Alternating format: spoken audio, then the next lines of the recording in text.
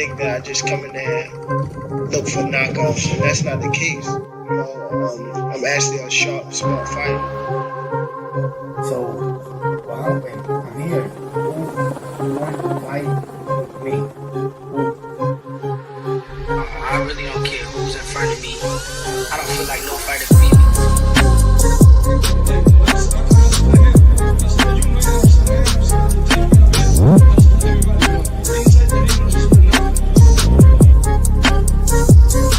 My goal is to demolish everybody, to be honest. Everybody that's in my way. The pinnacle to any weight division is to have all the belts, all the titles.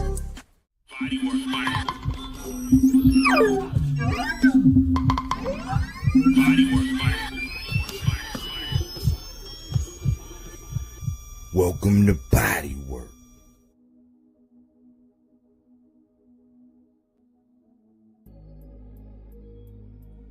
Welcome back. It's Michael Rogers. Welcome to Bodywork Boxing. It feels so good to be back. And I think I got a good one tonight. I think I got one that's going to help a little bit of everybody. Because at some point in time, I think we all go through this. Some of us go through it early on in life. Some of us go through it a little bit later in life, right? And sometimes some of us go through it every once a quarter, twice a year, and I know people might have thought that it was going to be derogatory. It's not. We're just going to speak some truth and maybe help everybody identify like what's going on with this young man, and maybe touch on some things that we might have been going through ourselves. I'm not gonna go over gaslighting, man. I think the message is getting. I'm hearing people say gaslighting all the time. It's like, okay, body work is doing that body work, it's being effective.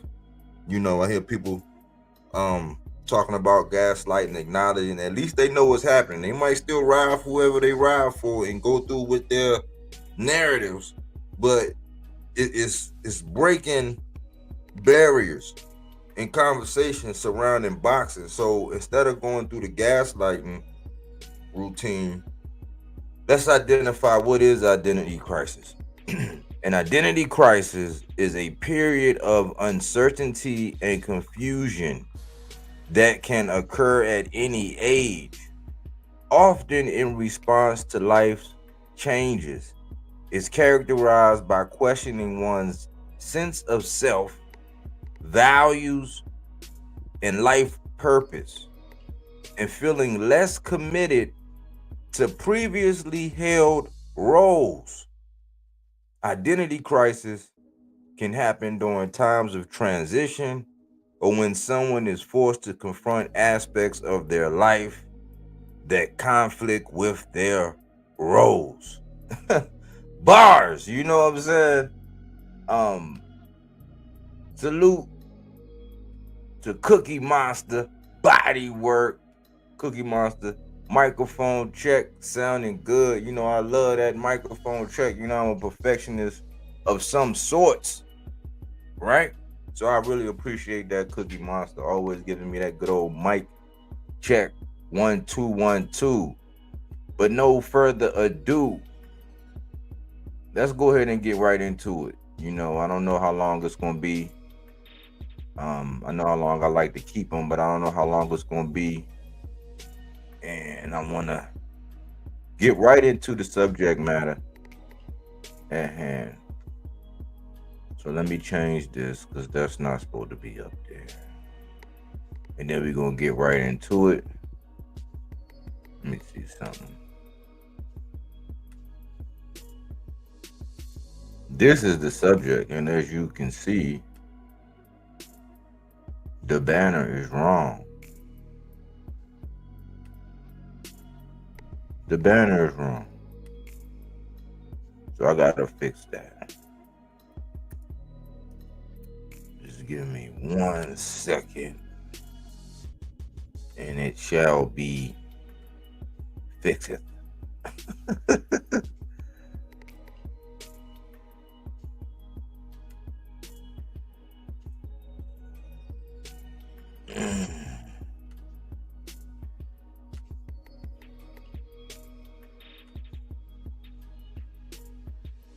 Now I got that right, and I'm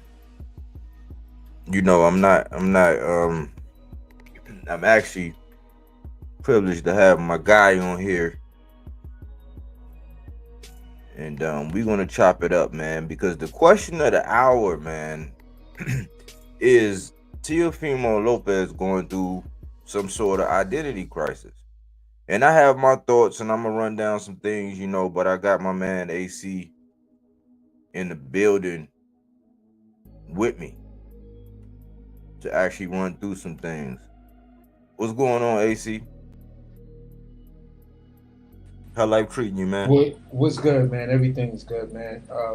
Great to be here with you today, bro. And this gonna be a good topic because unlike a lot of other things, it's always the question of how did we get here? Yeah. And this is one of those episodes where you could go through this young man's history and his travels and see how he got here. You know. Yeah. So Yeah. so basically, I'll let you go ahead and do your thing, and uh, when you're ready to get right into the meat and potatoes of the meat and potatoes, I'm ready to go.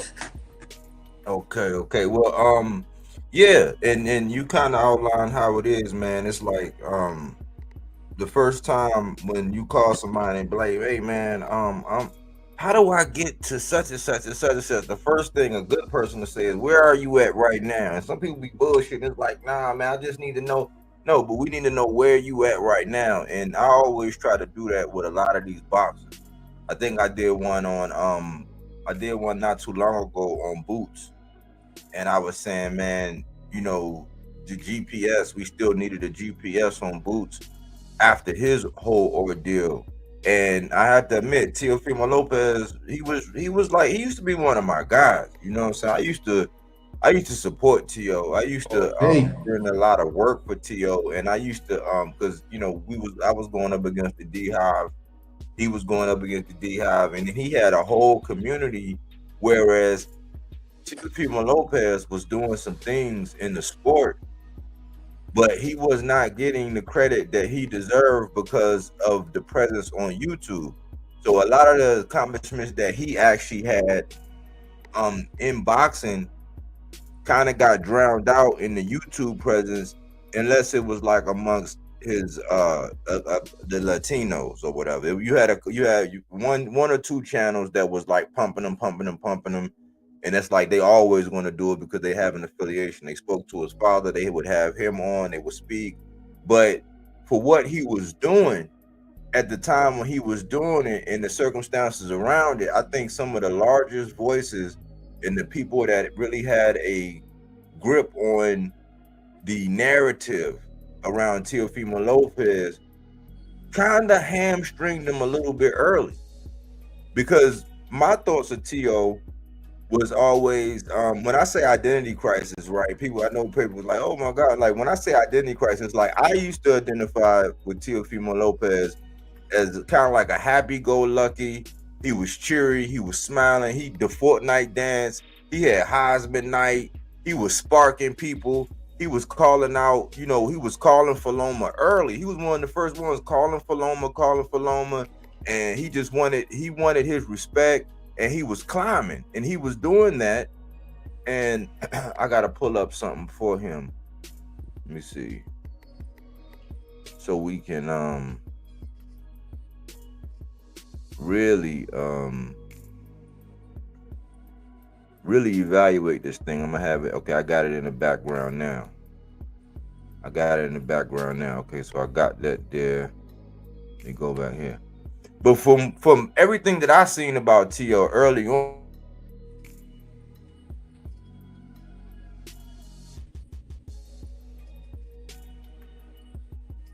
we had one punch, concussive knockout power at 135. he was known amongst his peers because all of these guys were like Jermaine Ortiz and Richardson Hitchens and Shakur and all them guys. They were amateurs around the same time, in the same circles, in the same gyms, competing.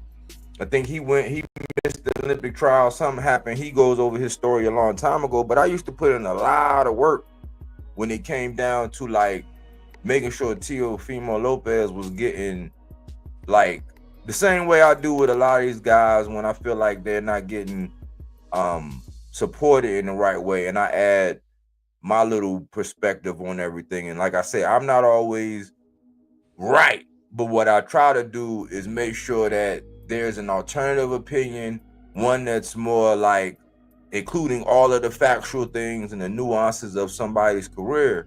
And so I came to the point here recently where I was just like, man, I like whatever with T.O. Like I'm not really down with it. I don't really agree with it. I can't support it. It's like I would sound foolish with some of the things he's been saying, mainly the slurs and this new behavior. Right? So I was looking at many different things, right? Some of the things I've actually went through, like one I know for for sure in this identity crisis. On this picture, in the top right hand, they got a baby. How ironic, because this man had got married, had a child, and the man saying that he has not seen his child since like last year. Part of that, as a man, having to go to work, having to do your thing, part of that, being denied the right to be able to see your child in the games that these women play with you, part of that can tear a person apart, especially when there's money involved, when it's child support involved, when it's visitation, when the child is being used to manipulate the man and stuff like that. So I know part of that, I'm thinking that a major part of this is he thought he was doing something mature. He thought he was doing, making an honest woman out of somebody and starting his family and doing all this. And I remember when he had that performance, because he had fought Nakatani. And that was kind of like the beginning of seeing the ups and downs of T.O., because a lot of people say that he kind of got a gift in the Nakatani fight. But at that point in time was a time when Teofimo Lopez was, I think he was going at it with his parents because his parents didn't want him to get with this young woman.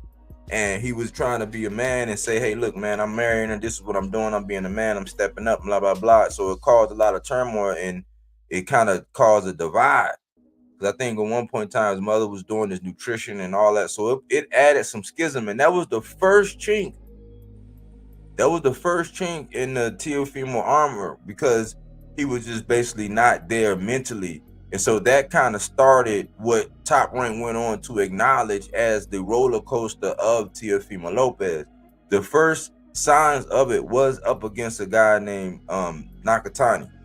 And he went on to get a belt in Richard Comey. It was under the IBF, which I always give a little extra credit for the IBF because of the 10-pound rehydration. And that's when he first commanded Lomachenko's attention. Because Lomachenko was like, listen, Lomachenko was big boy in all of them guys. He was talking a whole lot of smack about Tank. He was basically like shunning Devin. He was shunning T.O. He was basically big, he was basically big boy in them. And when Teofimo Lopez went in there and sparked Richard Comey, that's when Loma was like, welcome to my club. And that's when he kind of acknowledged him as like, oh, okay, now I got my eyes on you. Teofimo Lopez go ahead and go in there, and from my point of view, he made Lomachenko put his hands in his pocket for like the first 7 rounds. And I was like, man, I don't care what kind of surge you got. A lot of people try to say it was all close. I'm like, man, if you go back and look at that fight, Lomachenko didn't do shit. He was scared. I guess he was kind of nervous of that power. He made his surge because Lomachenko kind of did the same thing with Devin Haney. With Devin Haney won the early rounds, like the early rounds. He made his surge. And then right at the end, I thought it was a point in time when T.O. got through and could have stopped him, but Loma started Loma, like, he tried to headbutt him. It was a little controversy at the end. People tried to, because the narrative around boxing, they were trying to make it seem like that fight was a lot closer, and I'm like, I don't know how you can judge that when Loma's activity in the beginning of the fight was non-existent. Like, Loma was just not being Loma. He was not throwing, he was not doing this. Then Loma going to say the shoulder and all that and use the injury bug, and then people use that because the narrative against Tio at that time was he was not only going up against Loma, he was going up against the Devin fans, he was going up against the Tank fans, and he was trying to hold his own when he actually went and got a belt off a champion and then pursued Lomachenko. After that, he kind of, after the Lomachenko win, and he didn't get acknowledged as being undisputed. He didn't get acknowledged as being undisputed because Devin had that other belt. And that's when he kind of started going in another whirlwind in a command for respect and attention as far as his accomplishments. And that was when I actually seen Easily Baked. Salute Bodywork, new subscriber, enjoying your channel. Keep doing your thing. I appreciate it. Easily Baked says salute AC. So that was the first. We appreciate you, man. Thank you. And that was the first time when I actually seen that Teofimo Lopez. It almost was like, it's kind of glimpses of what you seeing with Roach as far as like where he started feeling himself a little bit more, which is some of it's like rightfully so. But as time progressed, it seemed like Teofimo Lopez and the ego aspect of him started overshadowing his performances inside the ring. Right? And you can stop me at any time, but I normally run down this little thing. You can stop me at any time and insert anything if you have to, AC, but I'm just running down like no, I want you to you cooking, so I'm gonna piggyback off of some of the things you said, but you're cooking right now, so okay.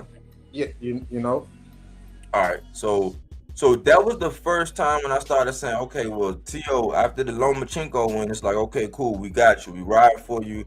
We know you got this going on with these communities on, you know, you're not really getting your salutes. And then for some reason, he was not garnering the payday for the level of success that he was having inside the ring. And I think that caused him a problem. He looking inside. He like, hold on, man. Because I know he was looking at Shakur and what he was getting.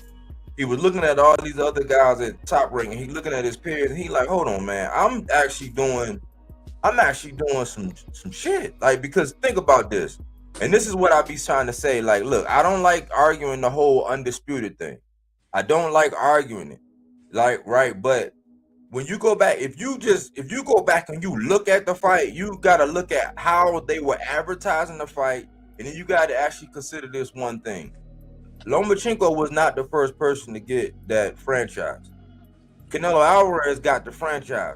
But when Canelo Alvarez got the franchise and he was elevated, everybody looked at him in that lineage as he was being superior. Nobody questioned that. He went on and moved on, and then with a regular belt, that's when he went on his quest to become, well, not a regular belt, but with a world title, not a super or anything. That's when he went on his quest to get undisputed, when he went on what they call the European bum bashing tour, which wound up having Caleb Plant in, at the tail end. So people observed that when Canelo got the franchise belt, they esteemed him as having the highest level of belts. But when it happened with Lomachenko, when he got the highest level of belt, everybody kept discrediting it by the fact that when Lomachenko got elevated, Devin Haney got another belt. So he got the belt that he had. So he got slighted about the whole undisputed. But when you think about it, he went and got the IBF. He went in for Loma for the rest of them. That's just how it was. Like, nobody has to get all in the tizzy about, he was never really under. But that's really how it was. He beat Comey for the IBF. He beat Loma for the rest of them. That's how that went. That kind of started another rift in Teofimo's psyche because he was not getting acknowledged as being undisputed. He had to fight for it. But he could say that he was lineal, so that's their claim to fame. So then he starts going at it with Bob Arum, and I guess it was something about the pay and all this and all that, and he wound up doing a deal with Kambosos, who wound up being his arch nemesis at that point in time. When the fight with Kambosos happened, he was up against several things when that whole ordeal happened. He bumped heads with Floyd because, at that point in time, that's when Floyd was really like supportive of Tank. Floyd booked the fight on the same night, and that's when he tried to circumvent Bob Arum and go over there and do that stuff with Triller. Well, Triller they weren't confident in it, and they moved the fight. Another time, Teofimo Lopez had got COVID, so that fight got pushed, and you got to think, he had been training in training camp, then the fight got pushed. Then he went into another training camp, and that got pushed. And along with Devin Haney, when they were saying that, oh man, he's getting big, he's outgrowing the division, Teofimo Lopez, because they're around the same age, his body was growing, and he was outgrowing the division, even though he's a shorter stat, he's like a more shorter, more solid guy. But he was going through the whole weight thing, and growing, like as age comes, your bones get dense, you get big, you get a little bit bigger. He was going through all of that, so he was trying to hold it down as well. Well, he went in there thinking that Kambosos was like going to be easy pickings, and I heard somebody say this earlier. That's how I know the lingo was getting around. When I say he went in there with Kambosos like a bull in a china shop, Kambosos stuck him, knocked him down. I think that was like a shocker. And at that point in time, Kambosos was like Eminem, where you gotta lose yourself in the moment. You gotta own it. Like, he lost himself in the moment, did the unthinkable, and actually beat Teo. Now this is where I wanted to come in. For me, I saw little hints of things, and I could see where he was starting to break down, because before he fought Loma, there was a short time where him, Tank, and Ryan were going back at it on social media, and then Tank had secured a fight, and everybody was thinking that Teofimo Lopez and Ryan Garcia was going to fight. Oscar was pushing for that fight.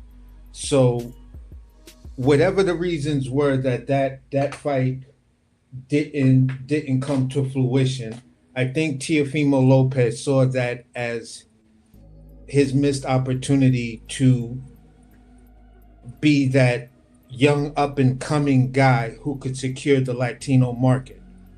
You feel what I'm saying? Be like a real little bro to Canelo Alvarez or the legacy of Canelo Alvarez. And I think he kind of really looked at that fight with Ryan Garcia, because this is when Ryan Garcia was, coming into his own. He was getting he had a lot of energy behind him and stuff like that. Oscar, couldn't keep Ryan Garcia's name out his mouth and stuff like that. So basically it was a huge missed opportunity, and when he did secure the Tank fight, I mean, not the Tank fight, when he did secure the Loma fight, he looked at that as, like you said earlier, that was his opportunity. Right now I'm going to do what I got to do, because prior to that he was making these comments about how Top Rank are moving their black fighters. Yep. You feel what I'm saying? And he was feeling a little slighted like that, because he's like, if you really look at my resume compared to them, I don't get it. I'm fighting the harder competition. I'm not turning down no fights. Nobody could say I'm ducking, but yet they still pushing these guys. You feel? And he had a legitimate argument at that time. So I was like, yeah, it's a bit ugly, but it is one of those ugly truths. Because when you really think about it, yeah, Teo was that guy. I was a huge fan of Teo. You know what I'm saying? Going into the Loma fight, I was like, woo, you done landed Lomachenko now, bro. Let's see what you got for him. You feel what I'm saying? Can you be, Mr. Smith 2.0 and, break this dude down like that and, break the matrix? So, yeah, he went in there. Uh, he fought his heart out and stuff like that. And then the media just made excuses for Loma. Yep. Like, like, okay, like what Tio did wasn't amazing because he beat Lomachenko when y'all was saying Lomachenko was Lomachenko. You wasn't claiming he was old. You wasn't claiming nothing. You know what I'm saying? And then there was the weird argument of, nah, Loma would have won the fight if he would have did this. Yeah, and if Woody would have called the police, none of this shit would have happened. So it's like, bro, I don't care about that. Tio did something amazing that night. And nobody gave him any recognition. They made excuses for Loma. So then he, rightfully or wrongfully so, he went on his, his diva tour, where he was complaining about everything and nobody was good enough. And he was like, who are you? What does your resume look like? Oh, you don't deserve a fight with me. And that's when I was just like, Tio, you crossing the line for me because I'm a boxing fan first, bro. And how you just trying to dismiss these fights and stuff like that. Yeah, Tank don't give a shit about those belts. So you're not that draw right now to get that big bucks because you didn't even get any rhythm off the Loma win. All that marketing. Go ahead. You brought up a good point because what happened was with Ryan not necessarily like doing hardly anything with legacy. Now he had some names, like he had got the Luke Campbell and all that. He had a couple names. He got the Javier Fortuna. He went on to get a Javier Fortuna, but that was really your boy's work before he got hurt. Like it was supposed to be Devin and Fortuna, but something happened. Fortuna and what's his name? Jojo Diaz, they got it on. Jojo Diaz edged them. Ryan wound up getting the Javier Fortuna. But the key point you brought in was the treatment that Ryan was getting. Ryan was kind of looked at like the darling, and Tio was looking like, hold on, man, this dude ain't really doing nothing legacy. Like, yeah, he got the image, yeah. People were looking at him like Oscar's new protege. Huh? He was being yeah, no, I was about to say your mic went out just for a second. Oh, they was looking at Ryan like Tio was looking at Ryan like, hold on, man, I'm doing some legacy stuff. Ryan, he got a couple names, he had got a couple names, but Ryan had not jumped off the pot yet. He didn't jump off the porch yet, and he was looking like the darling because people was looking at him like he was going to be the second coming of Oscar if he stayed focused, and they were talking about all this stuff. And Teofimo Lopez, he happened to be with Bob Arum, and we know how they get down, where they'll build you, they'll get a title, but for every title you get, that's like another 2-3 more fights. You know what I'm saying? It gets something to come along with that, which I don't think is much different from much promoters. It's just widely known. Maybe they have to have more fights when they get a title, or if they put you in position to get a title, it's automatically gonna bring on an extension for another couple fights. He was looking at it like, hold on, man, I'm doing this legacy stuff, I'm doing this big boy stuff, but my pockets ain't looking like legacy or big boy. So he was looking like he was getting slighted, and that's that. And then when he came out and said the stuff about the black fighters, because with Top Rank, it was already known that they had some NBF. That was a big topic of conversation on YouTube. They had like an NBF thing. Now, at one point in time, I did hear Bob Arum actually say something about a pay-per-view with Tank. So really, when Tank wound up when Ryan jumped off the pot and Oscar finally was like, all right, because Ryan forced the issue, because that was the second time around after Ryan had pulled out, cited the mental health. He got the mental health. He used the mental health play and was garnering all this tension about mental health and this and this and that. When he came back and he got off the pot and he got that fight, that was a fight that Tio and Tank should have had. And I think that was the only fight that Bob was going to entertain because he knew that would have been a big money fight. But with Tio acting out, trying to circumvent Exactly. him and going all over, like going over the Triller and trying to outsmart him, he was like, nah. You got to get a spanking for that. You know what I'm Yeah. saying? And you're gonna have to go back through the gauntlet, Yeah, right? so that's probably the details that I was missing when I was talking about where I was getting ready to go into the whole Tank and Teal thing, because once that Ryan thing fell apart, then Tank and Teal was going at it on whatever, and then things fell apart there, and then there was rumors that they may Tio was trying to, or claiming he was trying to make the remake the Tank fight and stuff like that. And he kind of threw Bob Arum under the bus. He was like, but Bob, Bob don't want to make the fight, and I think it's the biggest fight in boxing. But he had said some weird shit, like he said, but I bet if it was a black fighter, you know what I'm saying, he would have definitely made that fight with Tank.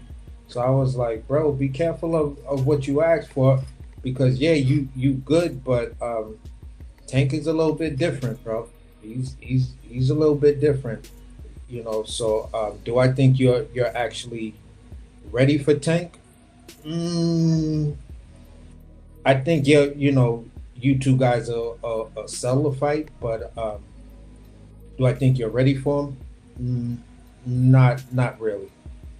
You know what I'm saying? But I think it would have been a good fight to watch at that particular time. So, moving forward after he got slighted because he didn't get any motion off the Loma win, and then he became this weird guy to whereas he was trying to, for a hot second, he was like, I don't want to fight nobody but Tank. You know what I'm saying? Because there's nobody else there worth it for me to fight. And I was like, okay, you kind of got a point there. You feel what I'm saying?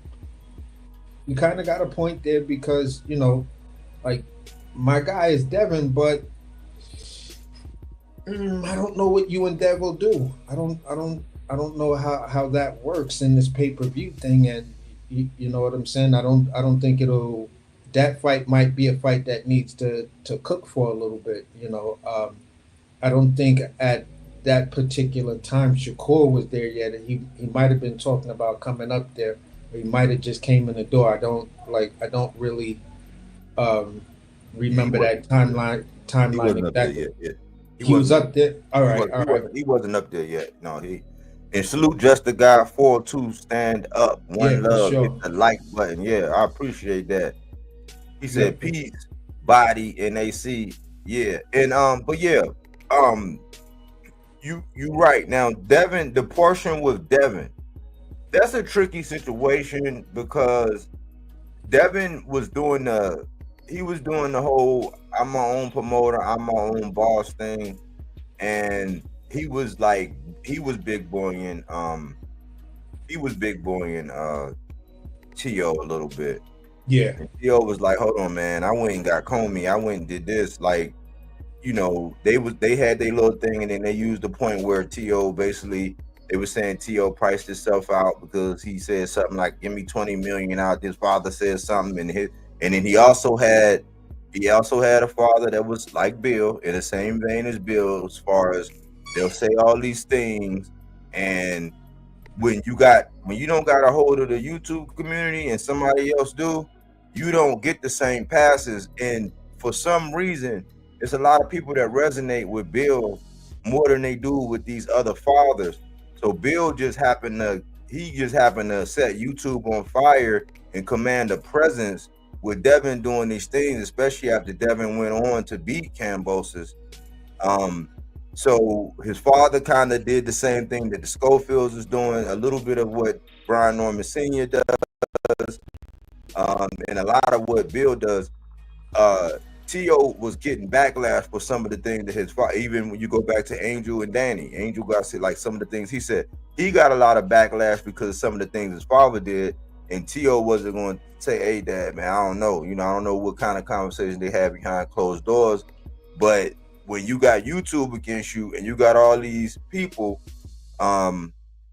on YouTube, which I call echo chambers. That was Yeah. that's where that term came from. It came from this channel, Bodywork. I know you're hearing a lot of people, but when you got these echo chambers out here regurgitating these same things, it made T.O.'s stock down. Now I wanna look at something so we can speed up the clock to present day and kind of bring it home a little bit. Let me do this. Let me share this.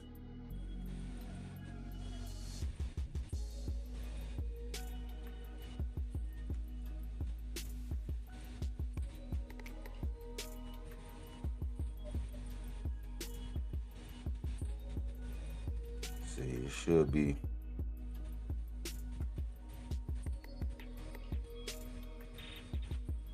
Why isn't it is it showing? Okay, there it go. It's showing up now. All right. So Aaron Jones. Salute. Yo. Salute, Aaron Jones. You know I still gotta catch up with you, man. I still gotta get your tank. I haven't talked to you since the Tank Roach fight, man. We got a lot of catching up to do, man. But salute, Aaron Jones, one of my day ones, man. He been around for a minute, man. Okay, that's But what's up. thanks Salute. for coming through. But T.O., he's 21-1, 13 KOs. Now, at 135, he had explosive one punch, concussive power. You know, his power really translated at 35. Since he went to 40, it doesn't seem. Nah, your mic went out again.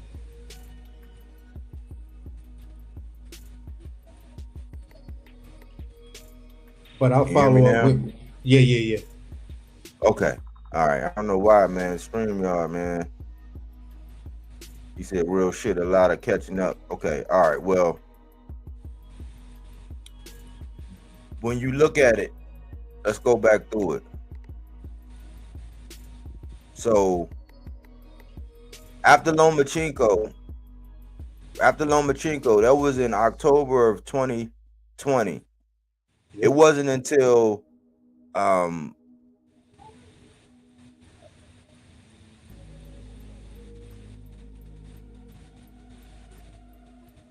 after the Lomachenko fight, I told y'all about all the pushbacks with the George Kambosos. I'm not making excuses. He didn't have the right game plan in that fight.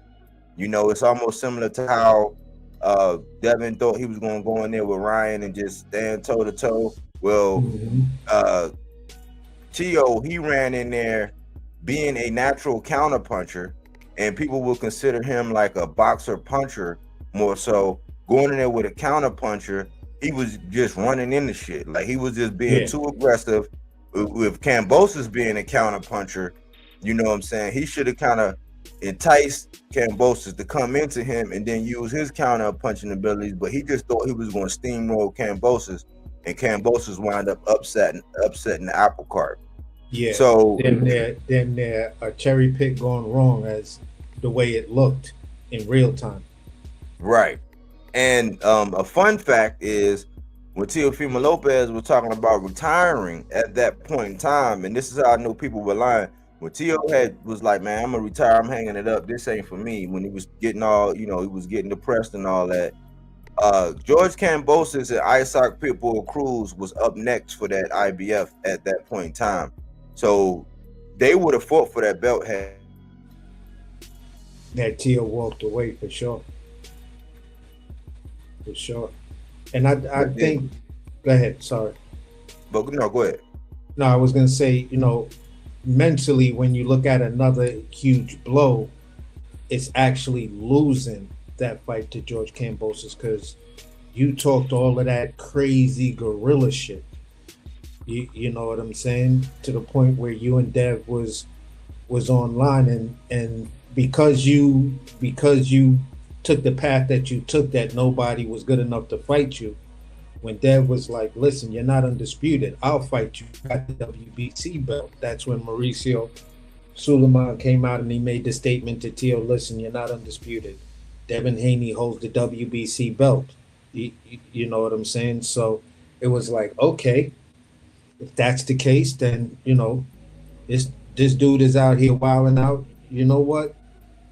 That go beat this dude down and you know become undisputed.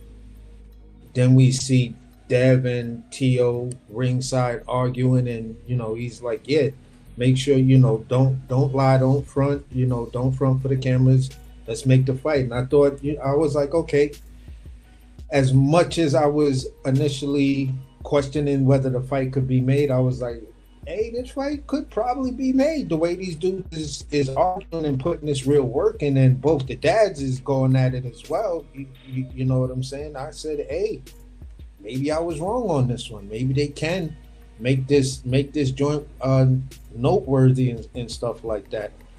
But again, in real time, it looked like he chose George Kambosos, which he thought that it would be a showcase fight for him. He could look good, just go in there. George Kambosos in the boxing ethos didn't have power, but he was a good counterpuncher. And I was like, okay, that's kind of weird that you're gonna try to choose a counterpuncher to go in there and try to look good when you're a boxer puncher. You can counter Tio, but that's not your wheelhouse. So I was like, "Ooh, this one might be a little bit interested." But I still bet bet one of my homies that Tio was gonna win that fight, and when he lost, I was like, "Whoa!" When he got dropped, I was like, "God damn, what the hell just happened?" And I was like, "Well, I guess that drop right there, being sat down like that's karma."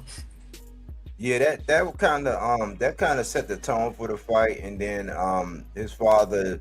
That was one of them times when you could hear his father. He didn't give the best counsel, but ironically, it was more of a flash lockdown. I think it shocked Tio because he popped right back up. Yeah. But he actually went on to, as you can see, he went on to drop him in the 10th, and I think Kambosos, he was more hurt when he got dropped in the 10th, but where it separated for was in the championship rounds. Kambosos showed up and Teofimo evaporated. But all in all, as much as people want to harp, I think it was more of a poke and a prod at Tio for actually losing. But as you can see from the scorecards, that it was a pretty tight fight. 114-113 by Don Trella, 111-115 by Frank Lombardi, and 112-115 by Glenn Feldman. It wasn't like oh my gosh, it was just huge disparity. It was just more of the shock that dang, he actually, this dude who Kambosos, he wasn't looked at as a counter. I mean, he wasn't looked at as having power. He was just looked at as like a feisty little dude that was like that could get off the line a little bit, counter, and it was a shocker that he could actually beat Kambosos, because everybody thought that Teofimo Lopez was gonna go right back onto his sparking, because he was sparking a lot of people. Yeah. And then he moved up. So then he moves up against Pedro Campa. It wasn't his best outing. People was like, "Oh, I don't know, it was their first field," but you can see the score: 60-54, 60-54, 60-54. Sparked him and got him out of there in the 7th. Mm-hmm. Then you have the infamous Sandor Martin. Sandor Martin, the same guy who actually just got in the ring with Puello. I think he was more of a front runner. I had time to sit and digest it. I got to go back and watch it. I kind of thought Sandor had did enough, but I was I can see why the business of boxing would be like, nah, we got a little equity in here with Puello. And I think Puello wound up coming on in the later rounds and having the more, he always had, in that whole fight, he had the more effective punches. But in this Sandor Martin fight with Tio, he actually dropped Tio twice. He was only accounted for one knockdown, and he kept catching Tio coming in the front door. And Sandor Martin is a very savvy, like, he's very savvy. I would consider him like a veteran. I think he's real tricky. I think he'll give any one of the young guys problem, because the dude can really box. Yeah. And the business of boxing wind up saying, nah, Sandor, like, we gonna give it to Tio. And you see these scores: 97, 92, 96, 93, 94, 95. Two of them was close, one of them was very wide. But you can argue that Sandor Martin really won that fight. Yeah, I would always argue that Sandor Martin really won that fight. I'm like, yeah, the history is going to record it the way it's going to record it. But if you go back and you look at that fight, Mm-hmm. he did not win that fight. Yep.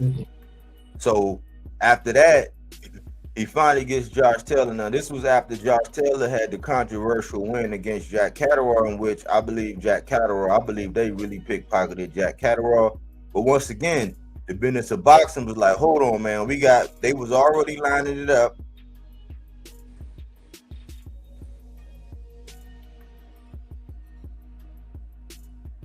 On time, people was looking at Tio like he was crazy because even after Loma, he was talking about Josh Taylor. He's always been saying that, and that's what I give him credit for. He's always been calling the big names. He's always been chasing something in regards to a legacy. That's why I say, man, that's the part of Tio that resonates with me. The fact that he was always calling them names. But the business of boxing was not going to let Catterall get that decision and rob the boxing world of a Josh Taylor and a Teofimo. Now, Catterall would have damn near had to spark Taylor to get that out the way, because if he sparked him, then that means something else. But he went in there with Josh Taylor. He turned all the way up on Josh Taylor. Josh Taylor had been at that weight class way too long. He arguably lost to Catterall. He wasn't the same guy that was like when he was in there with Regis and all them, but he was still Josh Taylor, who was undisputed at 40. He ran the gauntlet. He was that guy at one point in time. Heavy respect on Josh Taylor name. You see these scores: 117, 111, 115, 113, 115, 113. Teofimo Lopez becomes two-time lineal with that WBA, right? Mm-hmm. That's legacy all day. Then you go to the Jermaine Ortiz fight, and we all talked about it beforehand. We talked about it afterward. We all watched the fight. We said that the business of boxing reared its ugly head again. Well, I know I did. I said the business of boxing because at the time, the fighting style of Jermaine Ortiz, I don't think that the powers that be thought that Jermaine Ortiz would be able to carry the cachet that Tio with his history would. And so once again, you see these scores: 117, 111, 115, 113, 115, 113. The 115, 113, that was very close. I think that this was more of a style presence. If you consider being technical, being a technical boxer, like basically fighting at your own pace, ring generalship, Jermaine Ortiz had won that. If you consider the aggressor, things like that, you can give it to Tio. But Tio was whiffing. Jermaine Ortiz was using his feet. I think I love that performance by Jermaine Ortiz. Jermaine Ortiz is the same guy who they say arguably beat Lomachenko, but he just always finds himself in these great fights with these big names, and for whatever reason, he don't get the nod. Yeah. So that's what happened with Jermaine Ortiz. Then you get Steve Claggett. Steve Claggett at that point in time, he had 6 losses. He had 7 losses, and I guess you would say a glorified journeyman. I guess at that point in time, a lot of experience. He's a rough and tough customer. He kind of gave Tio all he could handle. If you saw Tio's face after that fight, he was looking all busted up.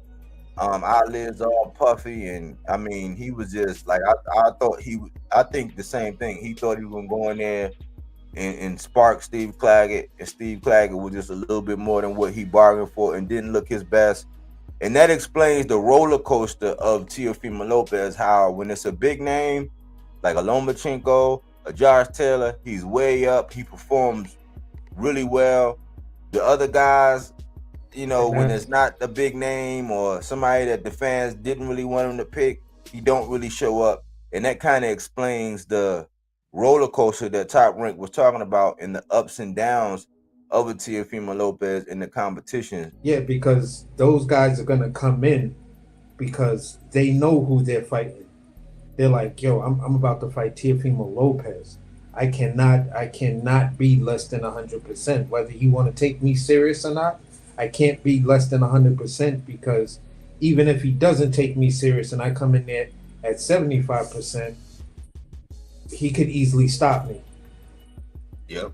You know what I'm saying? So these guys get up for Teo, no Diddy. They get up for Teofimo Lopez, and they're excited about the fight, But Teo is looking at him like, I think I could beat you with, sleeping in late and all of this other stuff. And it's, what's that old saying? Hard works beat talent when talent doesn't work hard. Yep. So that's, Teo, you should put that above your locker or wherever you go train, and just keep that in mind no matter who the opponent is. Do your job, get them up out of there early, and then you wouldn't have this identity crisis because people would see that you're consistent. If you don't belong in there with me, I'm not going to do 12 rounds with you. I don't get paid for that. You know what I'm saying? I get paid for the entire fight, but if I could end it in 1 or 2 rounds, I still get the same money. Exactly. They say you don't get paid for overtime. And salute his twin, salute Bodywork, salute his twin. So if he could, bring himself full circle and say, all right, after this, the Barboza fight is the launch of Teofimo Lopez 2.0, then you could find a nice little lane for yourself. Yeah, this now Barboza could be a banana peel. It's just I'm not high on Barboza. I'm not high on Barboza. I thought I think he a clean cut guy. He's, for the most part, this extra disrespect he has for Teo, this extra animosity. I think that a little bit of the publicity and him finally getting up under the big lights is kind of getting to him a little bit. But when I seen Sean McCombs pretty much box this man ears off, and then I seen the Catterall fight and how tight that was. Even though he maintained his composure, I don't see. He washed Jose Mareres, but he's not one of my guys, but I do respect his talent and I do respect what he brings to the table. I do.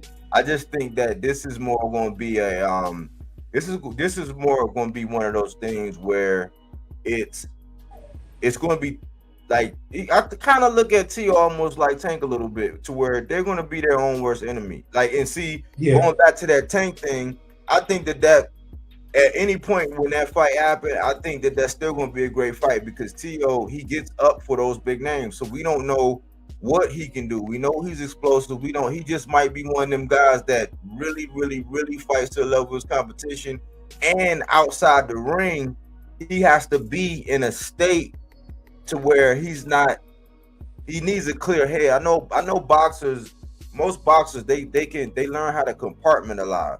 Yeah. But Teofimo Lopez is one of those guys to where if he has something mental going on, he's not going to perform right. And that's what he's gonna wear it on his sleeve, as they say. Huh? I said he's gonna wear it on his sleeve, as they say.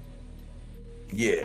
So this is what I want to get into with him, right? This is why I say, man, is he having an identity crisis? And I think it is, but it's more so of, I asked the question, who is Teofimo Lopez? And to elaborate on that, you go through these things with Teo where he's saying these racial slurs, right? And I'm like, man, come on, man. I know you thought that was promotion, but I see as recent as this interview, I seen an interview the other day where he was with this girl. She was trying to show the fun-loving side of Teo and getting him to dance and ask these questions, and it was more of lighthearted. And he still blurted out bananas.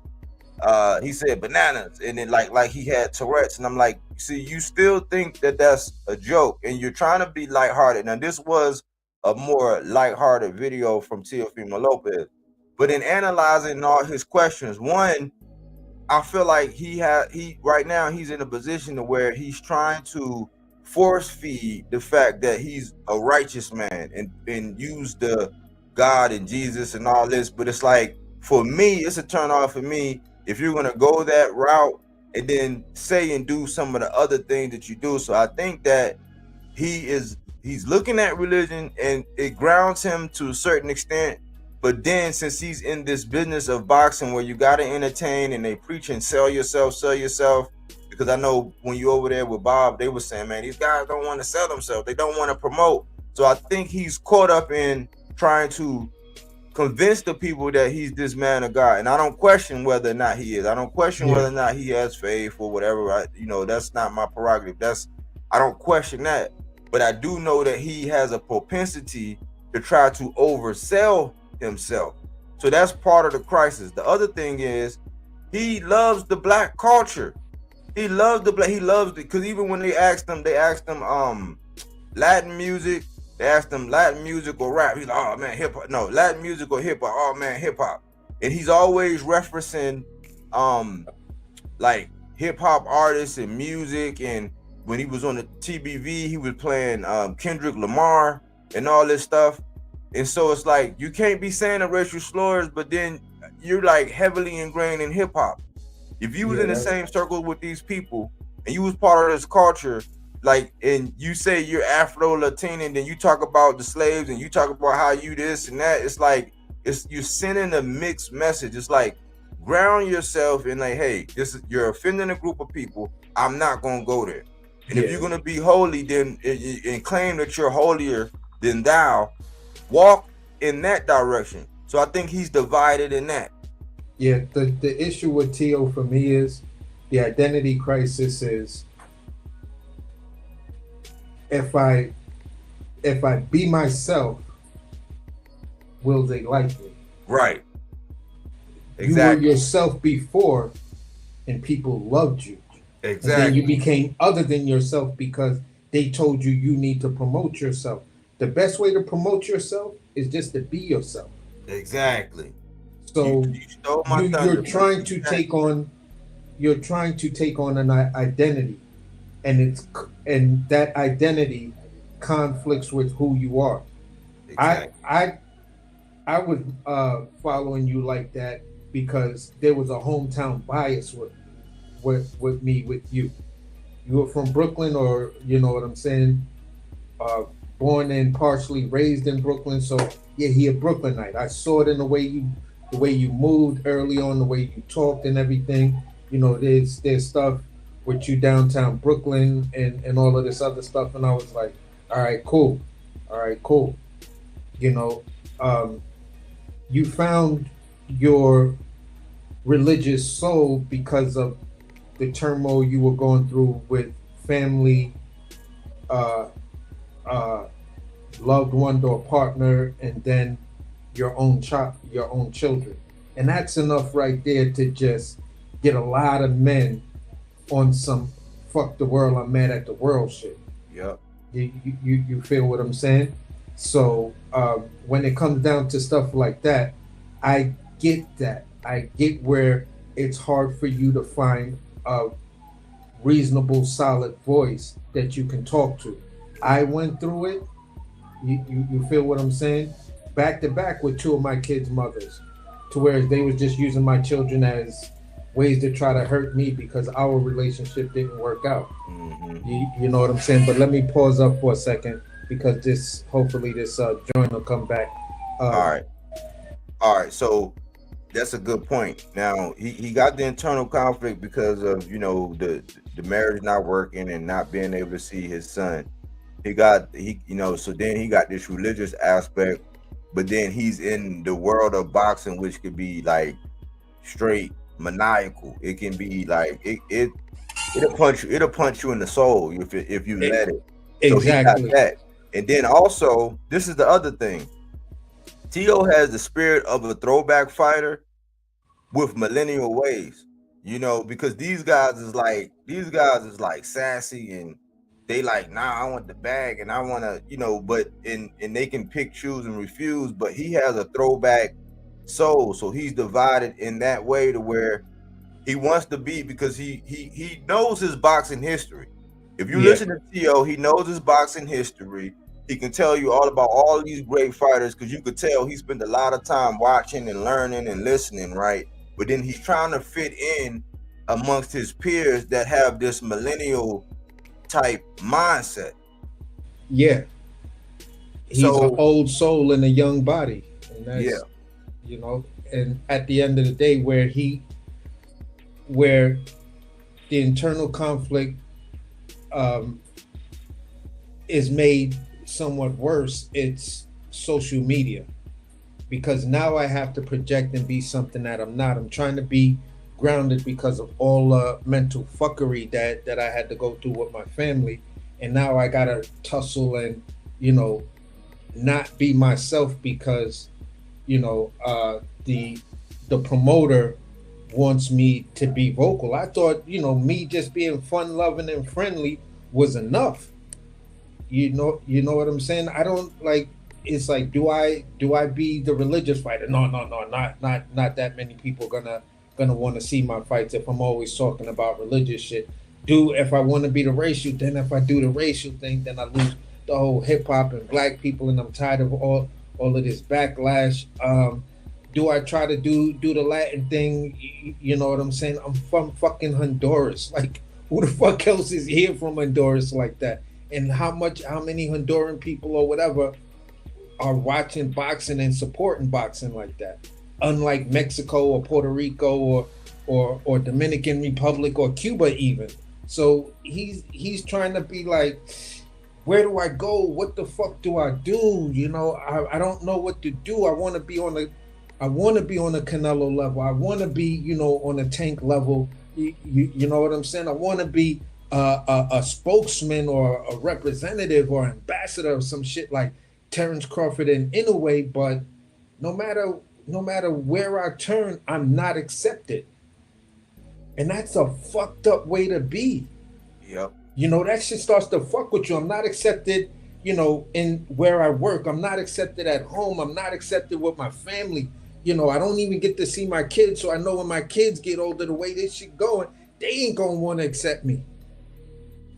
So Yeah. you know, he's gotta, you know, the best way, and as an older dude trying to give a young man advice is, you know,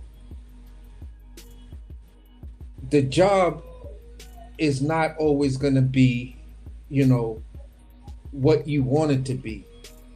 But what it always will be is the job, somewhere you can distract yourself in the nuances of what you do.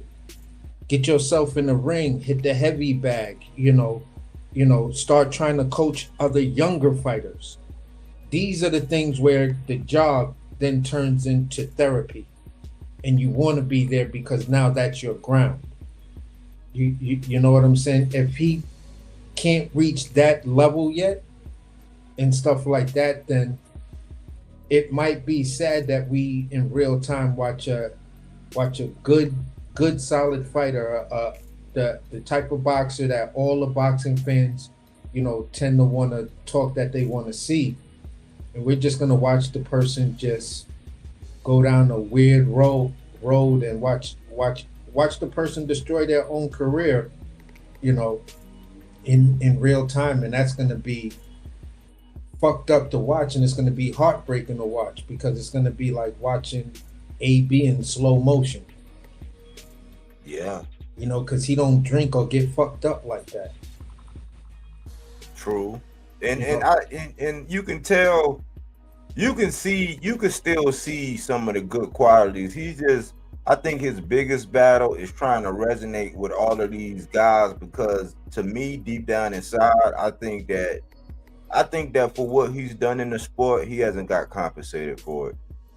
No, They say it's the root of all evil, but when I know in the workforce, when you're not being compensated according to what you're putting in time after time, and you know the numbers, and you know your value, and you know your worth, and you know what other people are getting who's done less, who because they got a mouthpiece, or because they got affiliation with this and this and that can be disheartening.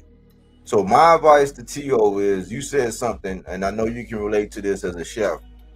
You can have a I guess you call it a junior chef or somebody under your wing, and they can have all the talent. It's like, oh man, they can put together some dishes. They know some recipes. They know their measurements. They know how to get that umami flavor, that savory. They know how to do all of that, but they're inconsistent in their presence. And I think it was Tony Dungy. He said the best ability is availability. So you would take, and I've seen this in the army. You know, where I've had soldiers to where my man was like, damn, if you really get your head out your ass, man, you could set the world on fire. But you inconsistent. And then you got the guys that, you know they ain't gonna really ever be no real leader. They not gonna really ever head up nothing or do nothing, but their boots will always shine. They always had their uniform pressed. They always was within standard as far as their shaving and their haircut and all that.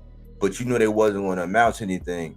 So I think T.O. needs to figure out a way to gain his consistency in the ring. So get off the roller coaster. But a lot of that is going to be based on him letting go of some of what his peers is on. Because I remember T.O. coming out saying that he was talking about how these guys and how they spend all their money on jewelry and this and this and that. But then he's talking about Richard Millie's and let me see that and trying to be fashionable and all that. Then you see him sitting down reading a book and trying to show this because he's coming to this knowledge, right? And trying to be more spiritual in the evil ass world. And it's like, in order for him to convey to the audience that he's on this spiritual journey, he feels as though he has to tell you everything he's learned and explain it away. And listen, I was looking at Bruce Lee and I was studying this. It's like, you don't have to do that. All you have to do is go to BU University. Just be you. If you want to invest your money, Nobody don't gotta know. And this is the secret. This is the secret that T.O. might not know. Regardless of whether or not people are going to give you your credit now for what you've done in the boxing world, it's going to be in the history books. Yep. It's not going to be wiped away. People are going to go behind you like, hey, well, who was lineal this time? They're going to see Teofimo Lopez. Who was lineal this time? They're going to see Teofimo Lopez. So fuck all of the trying to resonate with the hip hop people and trying to resonate with the Latin. Because I didn't know. Before you opened your mouth and told us all this, I just like what you did inside of the ring. And when they had their little episodes about you, we got to know a little bit more about you. Yeah. So just attend BU University, lock in, hone in, stop being distracted by what everybody else is doing, what everybody else is getting. You're going to get your pay. People know your value. It's just that you turn people off when you get off into these splinters of your personality. Just be Teofimo Lopez, the same guy that could do the Fortnite, that could knock a nigga out, do the Fortnite dance, do a backflip. You know what I'm saying? Got a decent relationship with his father, always taking care of his people, and he was smiling, he was joking, he was laughing. Be that guy again and handle business in the ring, and you're gonna be fine. Yeah. Now, here's a part where I'm always gonna be able to resonate with T.O. on this level. I came in before I took my working in the restaurants extremely serious. I was in a lot of music videos, dancing and stuff like that, and I was doing background art for hip hop shows and things like that. I kind of just wanted to be an artist, just do my freelance work with airbrushing T-shirts in the village and selling canvas pieces and a whole bunch of other stuff, but all graffiti and all of this other kind of stuff. So when I noticed that, all right, I'm doing a lot of artwork for these music people, and they keep trying to jerk me, and I don't want to be the dude that run up in your studio and fuck one of you music industry people to fuck up, because it's easy for me to be that way. So I was just like, you know what? I've been doing this cooking thing. Let me just try to see if that's going to be more consistent pay. Now, in doing that, the conflict was hip hop and being a rebel and everything that the 90s hip hop was offering, and then you got this kid from Brooklyn who lives in the hood getting on a train to go work in some of the most fine dining restaurants in Manhattan. Mm-hmm. Whereas the only other person I see my skin color is a foreigner who's from Africa, and that dude's best job he could get in that same spot is washing dishes.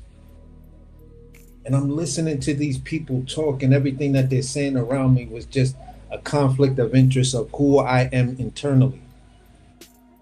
You know what I'm saying? And when I went home and looked at the neighborhoods of where I was working at, to my home, looking at the level of food that was available just in corner stores to where what was available in my corner store, it was making me angry. You know what I'm saying? And I kind of find myself, you know, trying to figure out now, who the fuck am I? Do I want to be this guy? And, you know, you got these chicks that smell extra good because they're not from the hood like your current girlfriend. You feel what I'm saying?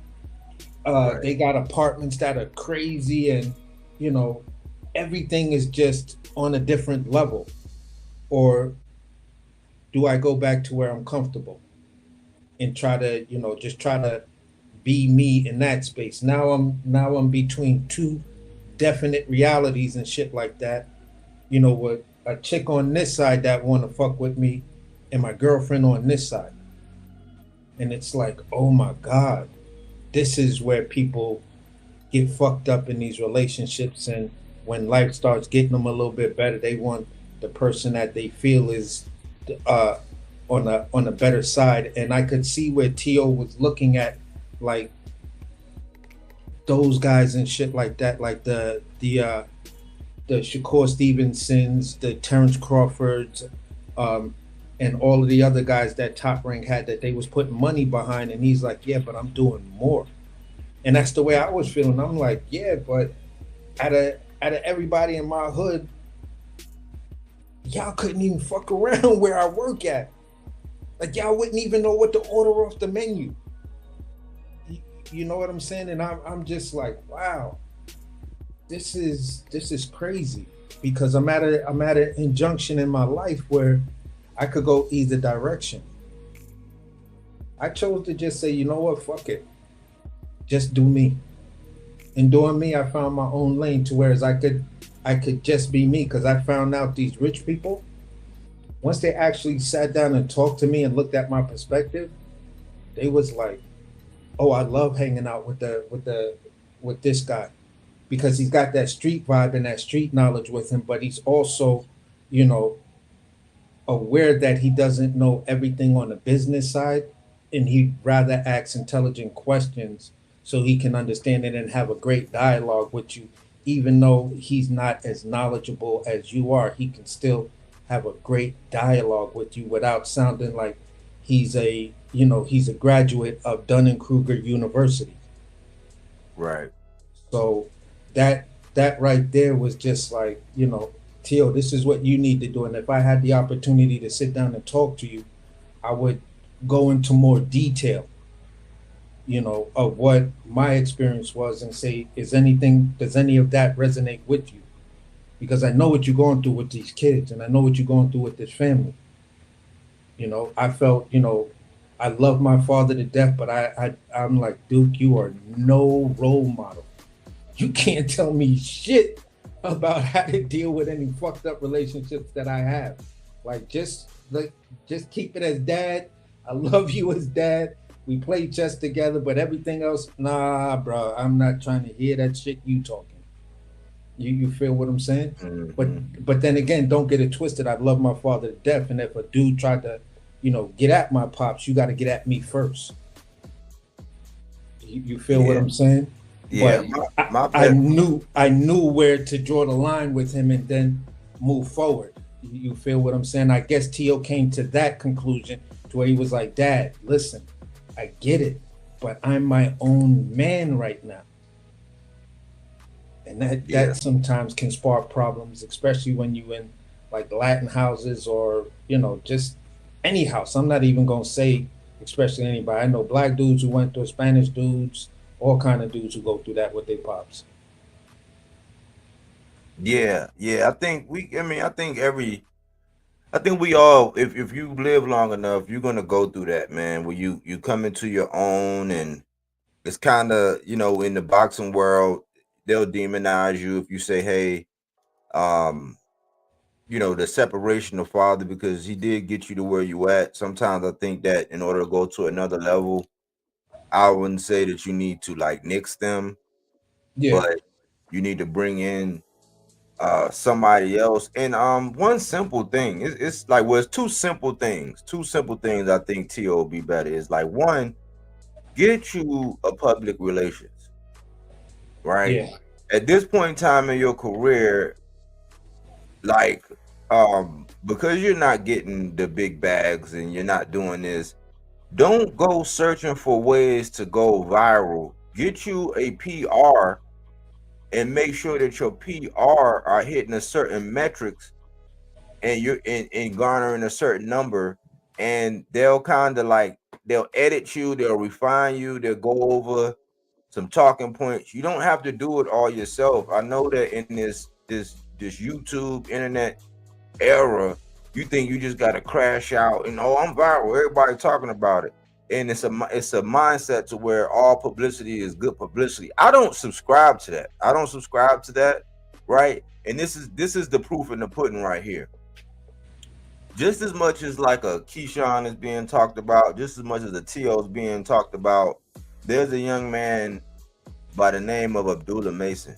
yeah, He's being talked about, and his name is brought up in those conversations as who got next and who they see this and who they see that. His name is popping up, but guess what? He don't have any viral moments where he was saying anything controversial.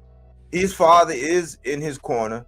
His father isn't seen going viral for saying something or going off on somebody for giving their analysis. What he is being talked about is his performance in yeah. the ring. You get back and you make everything about what you do inside of the ring, king, and you Hmm. will be back up there in the public's eyes. We already know what you've done. It's a lot of people that's not really diminishing your value. They do say you fight to the level of your competition, which I got another take from Jermaine Ortiz in his interview. He basically said, yeah, I would say, because they asked him, Ness asked him, would you say that you fight to the level of your competition? He was like, and I like Jermaine Ortiz, man. He said, yeah, I would, yeah, I would say that. I would say, yeah, I do. He said, he said, when you're looking for the big fights and doing that, and you got an average guy, he was saying that the best does bring out the best. Yeah, So, and I kind of agree. So it might not be. It's it's relative as to how you see somebody that fights to the level of their competition. I think Sean Porter was one of those guys that fought, that kind of like the better the fighter, with the exception of the Bud. Even though I think he was doing okay until the knockdown, two knockdowns and all that, and then his father did what he did. He was doing all right. He was holding his own, but he was also going between commentating and all that. But if you look at Sean Porter, when the big bright lights come on, he really earned his name as Showtime. So the bigger the fight, the better he performed, right? But when you looked at other guys, it was like, "Hi, Sean, like what happened? He got lost at the moment." So I'm not just going to relegate that to T.O. I just think that he needs to get back to performing inside the hmm, ring and making that king, and stop worrying about how people are going to paint you. Because listen, if you do what you need to do inside the ring, it's going to overshadow what anybody can say about you. yeah. Now, here's what I wanted to say, because I felt I had this discussion uh, with some dudes from Australia on his platform, and we were having this about Ryan Garcia, and they was talking about all of this other stuff, and I was like, listen, where Ryan Garcia is right now, and I'm gonna tie this to Tio. I said where Ryan Garcia is right now, he doesn't even need boxing. He's a boxer that doesn't need boxing, because Ryan Garcia can go on reality TV shows. He can star in a couple of movies, go on a couple of, comedy shows, or get involved in a Netflix or Amazon Prime fucking mini series, a whole bunch of shit, like dude's got a future right now. Coming off the fact that this future is now blown the fuck up because he's a drug cheat that got a fucking push and got more popular because of the drug cheating allegation, which is completely rare. Everyone else gets dogged out, but everyone, not I'm not saying everyone like that, but people came in the defense of Ryan Garcia. And I said that was an anomaly. You feel what I'm saying? Now for Teofimo Lopez, how I'm bringing full circle, mentioning what I just said. Teofimo Lopez has that type of personality where he could do a reality TV show. And you know which one he'll probably be good with? It's a reality TV show that just is fairly new, only 2 seasons. It's called House of Villains. Where they just take some of the people who've had, viral moments where they were villains and they bring them into the house, and you gotta, play this like sneaky type of game where you double crossing people. It's kind of cool to watch and fun to watch and shit like that. So he could do something like that. Teofimo Lopez could star in the movie. He could do one of those little mini series while he's not fighting, because he has that type of personality to give him a small role. When you look at it, you had Ray Leonard, Tommy Hearns, who else? Mike Tyson, all of these guys who became super household names or were super household names, all had a small cameo in a TV show, a popular TV show. So at the end of the day, I think that's the type of thing to where if you want to whitewash yourself from being a villain or embracing the villain role, you already, like you say, how can you be a villain when you have no weapons? Well, Teofimo does have weapons, because when he fights to the level of his competition, he pretty much has a winning record. When you look at it from that aspect. So at the end of the day, he could play the villain role, and he'll have the tools to defend it, which then now puts him in a position. And I don't even, it could be a 5-minute role in many different things, even if he had a commercial where that thing he was selling was mad popular.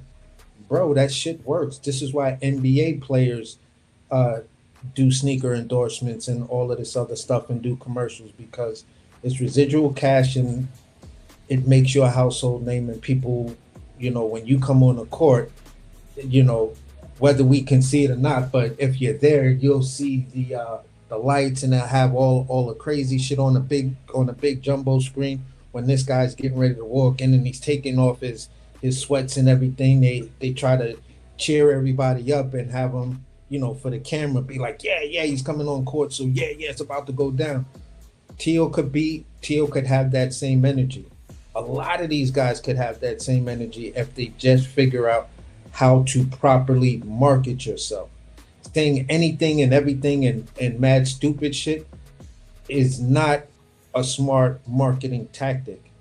It'll get you where you want to go, but you might not like the trip.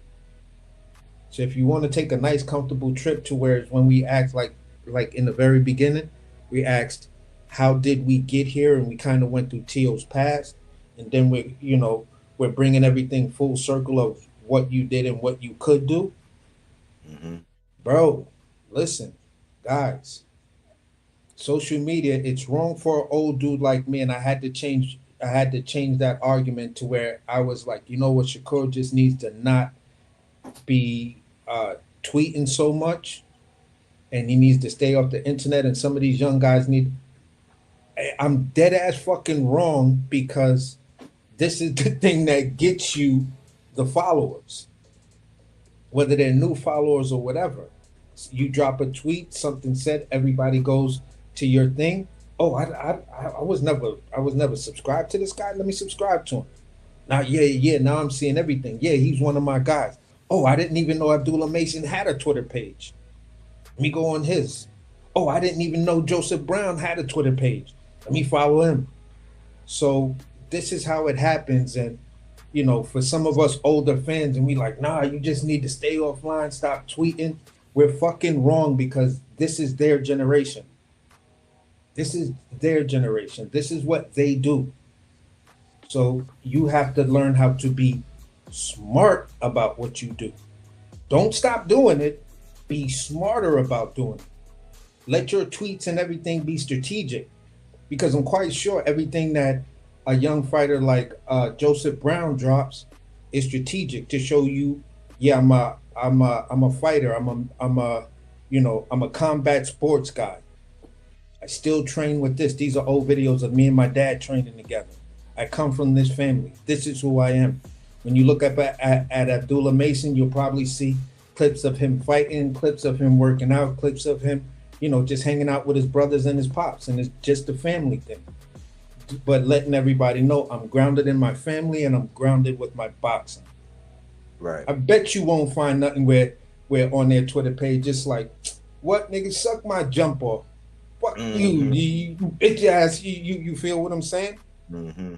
Because it's being strategic of how you want to represent yourself. You can tell me you godly, but when I go to your Twitter page, the fuck am I really gonna see?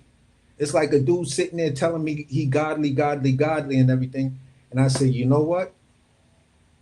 Let me see your search history.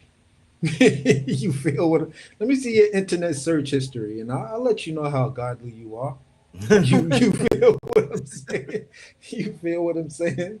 So at the end of the day, it's like, hey, listen, social media and the internet tells everybody who you really, really are. Because we look at the shit you post. So don't stop doing it. Just be strategic in doing it. And remember, perception is reality, motherfucker. How many fucking times do I got to tell y'all this? Perception is reality. If you perceive I'm doing this and this is what it is because my social media told you this, it's exactly who the fuck I am. Don't question me. Yep. Good point, man. Last question, man. We wrap up. How do you see this fight going, real quick with Barbosa and Teo? At first, I was like, I think Teo's finally gonna get his reap the rewards of karma, and he's gonna take a loss. He's about due for it, just to realign and him really figuring things out, and take this next loss in his career, because he hasn't learned much from the first one, or maybe he's still struggling with what he learned and what's the actual reality. But that's how I felt at first. Then I saw Barbosa getting a little extra and stuff like that, and Teo had to check him with that smack, and I was just like, yeah, I don't think you poked the bear, Barbosa. I think you poked the bear, and I think Teo might be going in there to knock your fucking head off to let you know, listen, I'm still Teofimo Lopez, bro. Don't fucking play with me like that. Don't ever think you can chump me and act like you want to fight me outside the ring. So I think that's what I think is going to happen now. I was kind of in the very beginning leaning towards Barbosa, but now you caused that man to smack the shit out you, bro. He want to put hands on you, and he did it in the most disrespectful way, because that's a bitch smack. When the smack is that loud, you feel that's a bitch smack, bro. And you still got the fingerprints on the side of your face. Word. I thought people was playing till I actually seen that shit. I was like, he Yeah. slapped the shit out you, man. Yeah, bro. That was some Charlie Murphy shit. He Rick James you. Yeah, that shit echoed in the spot. I mean, that smack was worse than what Caleb Plant did. And I'm like, nah, bro. I'm not even going to recognize Caleb Plant smack no more. He Teofimo Lopez bitch smacked that motherfucker. That's what that is, and I'm just like, yeah, Barbosa, you gotta show up and show out right now, and that kind of puts you in the danger zone because you know Teofimo would love for you to chase him so he can just counter the shit out you and have you walk into something because he does have a higher ring IQ than you, and he's a better boxer than you. Yeah. Well, good stuff, man. Yeah, for sure. Is any last message you want to give to everybody, man, before I wrap up? Again, I'm gonna just say it again for the young fighters. Be strategic about what you post online. If I've ever said in the past, y'all young niggas need to stay offline, that's a old fool talking. I apologize for it. Perception is reality. I can't say one thing on one hand and then complain about you doing that thing that helps you out with that perception aspect of it. And that's where I land my plane. Young boxers, man. Perception is reality. Cool. Good wise words, man. I appreciate you coming through, man. As always, man. I think it was a good cook. Yeah, for You sure. know, I'm just getting back to my grind and things that I was doing, man, trying to ground the conversation around boxing, man. And I'm not really doing any hate content. I'm actually trying to explore, these topics in a different way, man. And Yeah, for sure. just give some history and share some light on how we don't, as all boxing fans, aren't toxic, and we do wish these guys success, and we want to see them, but we are a little older than them, so we are going to like pull their coattails and say, hey, you know what I'm saying? If I know if it was a fifth, we all be fucked up, but we just saying, man, if I were you, this is what I'd be doing in hopes that you get it right. You know what I'm saying? Yeah. Yeah, for sure. For sure, definitely. And great show, Body. Salute to everybody in the chat, man. Salute to the panel, man. Like Body say, this is where you get that fruit and veggie, not that Reggie. Hate, subscribe, like, but make sure you appreciate, bro. Salute, and I'll see you on the next one, Body. All right, then, AC, man. Enjoy your evening, man. Thank you. Yeah, for sure. All right, brother. Yeah, so just to wrap up, man. I was hanging up on T.O. I was saying that I'm just done. I just think that the man I think he was having, a bit of a identity crisis. It's not something that and Thomas Hill, salute Bodywork, my guy, what it do? Salute Thomas Hill, I appreciate it. And before I forget, Aaron Jones, he was saying he used to think T.O. and Tank was going to be bigger than Ryan and Tank. I did too. I still think it still got potential. It's just up to T.O. to get back in line. You know what I'm saying? Get his stock back up in the eyes of everybody. We know what he's done as far as boxing history and his legacy. He has probably one of the best legacies out there for the young guys as far as accolades and things like that. It's just getting his outside of the ring stuff in order. He said, I love when Mason said the only person I wouldn't fight is my blood brothers. That was crucial when he said that. I was like, man, that young man, he the prototype, man. I think he's up next, man. If I had to put my eggs in one basket, it'll be in that Abdullah Mason basket right now. I'm liking and everything I'm seeing from the young man. I think he has potential, and like I said, he allows his performances in the ring to garner him the attention that him and his family need. So my advice in closing is, T.O., get back to making the main thing the main thing. And what I'm seeing is, outside the ring, you want to be all these different people, right? You want to resonate with this crowd. You want to appease this crowd. You think because you Latin, you got to offend this, and you think this is promotion, and you think, you're a cowboy, or you think, I don't know what it is you think. And then inside the ring, right, You got these different things that you do to where one day you hot, one day you cold, you know, this and this and that. What I would say is, if you're going to be quote unquote bipolar, be a character inside the ring with an identity that's solidified, where every time I'm going in a ring and this is who I'm going to be, I'm the takeover inside the ring. I'm going to take over the ring. Outside the ring, just be Teofimo Lopez. Just be Teofimo Lopez. And if you get back to doing what you did to Comey, how you performed against Loma, how you performed against Josh Taylor, the money, the legacy, the attention, all of that stuff is going to work itself out. But and you can go viral in many different ways, right? Keep your personal stuff tight to the vest. The world don't need to know. Where you putting your money and spending your money, the world don't need to know. Right? Family issues and personal matters, keep that shit close to the vest. And every now and again, when they have a segment, a touching segment, you pick and choose one of those items that you want to display in the build up to the fight, and one of the blood, sweat, and tears or something like that in the lead up, put it in there.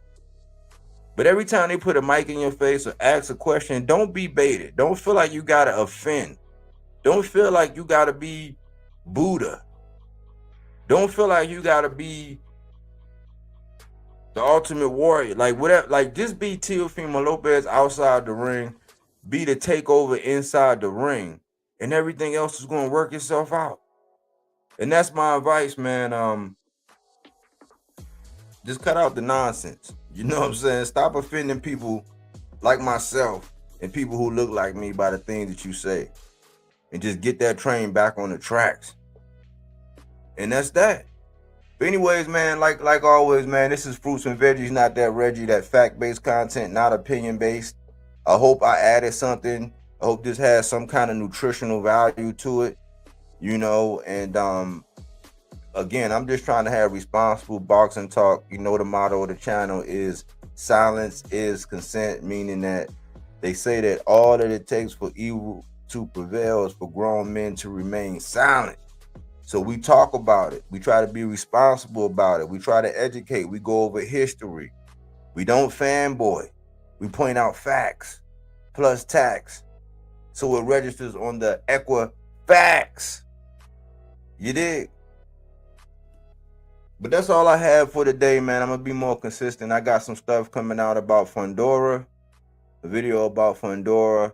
I'm gonna be going back into the Let's Play a Game series. I did a part 1 of it on Shakur last night. I'm probably gonna have another one coming out in my little Saw series that I'm doing. I'm just trying to be consistent because I took a little break a while ago. I'm back in full effect, and I'm still here, man. So if you haven't, please like the video. You know, if you got some value out of it, hit the like button, subscribe to the channel if you have not subscribed. The Cash App works, the Super Chat works. You know, if you feel compelled to support, I see a lot of people out here getting support for putting out garbage, you know what I'm saying? But we not complaining. We're gonna do this thing regardless. You know what I'm saying? Because I just love boxing, man, and it's my favorite pastime. But that's all I have for you guys, man. Thanks for choosing Bodywork Boxing. Well, we don't take things for face value. We do that body work.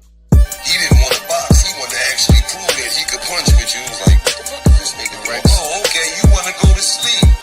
You tired. Welcome to Bodywork.